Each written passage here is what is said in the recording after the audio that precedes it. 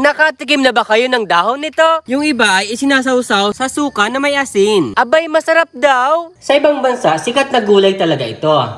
Kilalanin ang dahon hapon, tinatawag ding borbotak, Crassophyllum crepidioides, mula sa Asteraceae family. Kaya lang, ayon sa mga pag-aaral, ang dahon hapon ay mayroong Jacobin. Ano nga ulit? Jacobin nga, na sinasabing hindi maganda sa kalusugan dahil ito ay nagkukos ng hepatotoxicity. Yun ay kapag naparami lang naman. Anumang sobra ay masama. Ang dahon hapon ay kilala talaga sa kakayahan niyang makagaling ng sugat. Kunin mo lang yung katas, tapos ilalagay doon sa sugat. Ginagamit din bilang livestock feed ang dahong hapon. Yung iba naman, ginagawang pang-trap ng insekto, lalo na yung malapit sa taniman ng gulay, saging o mais. Paborito kasing tambayan ng insekto. Tingnan natin ang lasa. Tingnan kung may mga insekto. Gusto ko yung amoy ng kanyang stem at yung dahon. Aromatic. Hugasan nyo muna. Dito ko siya isasawsaw imbis na suka.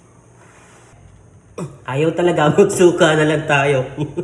Magsuka na lang tayo. Suka na lang. Tikman natin. Anong lasa? May pagka-nutty flavor nga. Tatandahan na, ito ay mayroong Jacobin, isang pyrrolizid and alkaloid na isang toxic.